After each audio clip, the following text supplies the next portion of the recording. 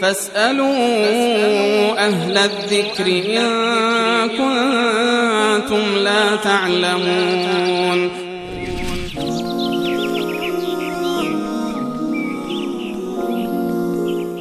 آقا جاوید عزیز از لوگر پرسیدن که سوال دارم که تسبیح تراویح را یاد ندارم، چه باید بگویم؟ تراویح تسبیح خاصی نداره که در میان، معمولا منظورشون شاید این باشه که در میان به اصطلاح 4 رکعت تراویح وقتی ذکر خاصی رو میکنن.